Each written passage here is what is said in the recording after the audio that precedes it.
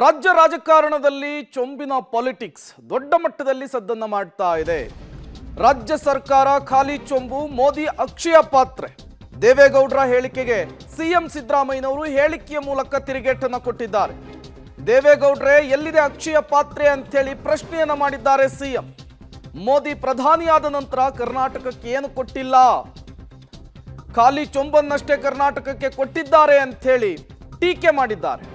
ರಾಜ್ಯದ ಜನತೆಯ ಮುಂದೆ ಮೋದಿ ದೇವೇಗೌಡರು ಸುಳ್ಳನ್ನ ಹೇಳಿದ್ದಾರೆ ಅಂಥೇಳಿ ಸಿದ್ದರಾಮಯ್ಯನವರು ತಿರುಗೇಟನ್ನು ಕೊಟ್ಟಿದ್ದಾರೆ.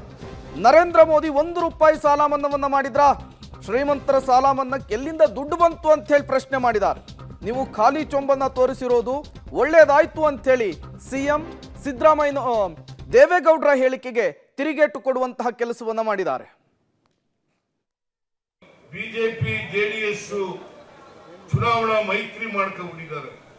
ಕಳೆದ ಚುನಾವಣೆಯಲ್ಲಿ ಏನಂತ ಹೇಳಿದ್ರು ದೇವೇಗೌಡರು, ನಾನು ಏನಾದ್ರು ಪುನರ್ಜನ್ಮ ಇದ್ರೆ, ಇನ್ನೊಂದು ಜನ್ಮದಲ್ಲಿ ಹುಟ್ಟದಾದ್ರೆ ನಾನು ಮುಂದಿನ ಜನ್ಮದಲ್ಲಿ ಮುಸಲ್ಮಾನ್ ಹುಟ್ಟುತ್ತೇನೆ ಅಂತ ಹೇಳಿದ್ರು.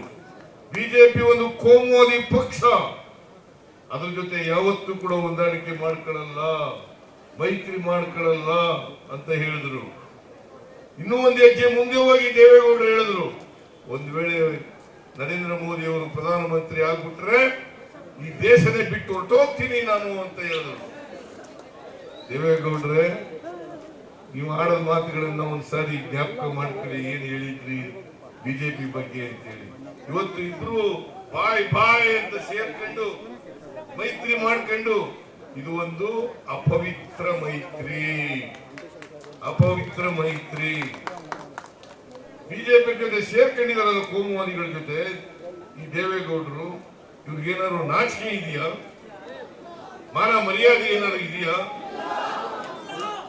ಇದೇ ದೇವೇಗೌಡರು ಹೇಳಿದ್ರು ಕಳೆದ ಲೋಕಸಭಾ ಚುನಾವಣೆಯಲ್ಲಿ ಹಾಸನದಲ್ಲಿ ರಾಹುಲ್ ಗಾಂಧಿ ಅವರು ಬಂದಿದ್ರು. ಅವರು ನಿನ್ನೆ ಮೋದಿ ಪ್ರಚಾರವನ್ನ, ನಿನ್ನೆಯ ಸಮಾವೇಶದಲ್ಲಿ ದೇವೇಗೌಡರು ಆಡಿರುವಂತಹ ಮಾತನ್ನ ಇವತ್ತು ಕೋಲಾರದಲ್ಲಿ ನಿಂತು ಸಿದ್ದರಾಮಯ್ಯನವರು ಟೀಕಿಸಿರುವಂತಹದ್ದು, ತಿರುಗೇಟನ್ನು ಕೊಟ್ಟಿರುವಂತಹದ್ದು, ಜೊತೆಗೆ ಬಿಜೆಪಿಯ ಜೊತೆಗೆ ಮೈತ್ರಿ ಮಾಡಿಕೊಂಡಿರುವಂತಹ ವಿಚಾರವನ್ನು ಪ್ರಸ್ತಾಪಿಸಿ ಕುಟುಕುವಂತಹ ಕೆಲಸವನ್ನ ದೊಡ್ಡಗೌಡರಿಗೆ ಸಿಎಂ ಸಿದ್ದರಾಮಯ್ಯನವರು ಮಾಡಿದ್ದಾರೆ. ಈ ಮೂಲಕ ದಳಪತಿಗಳು ವರ್ಸಸ್ ಸಿದ್ದರಾಮಯ್ಯ ಅನ್ನುವಂತಹ ಕಾನ್ಸೆಪ್ಟ್ ಏನಿದೆ ಅದು ಮುಂದುವರೆದಿರುವಂಥದ್ದು.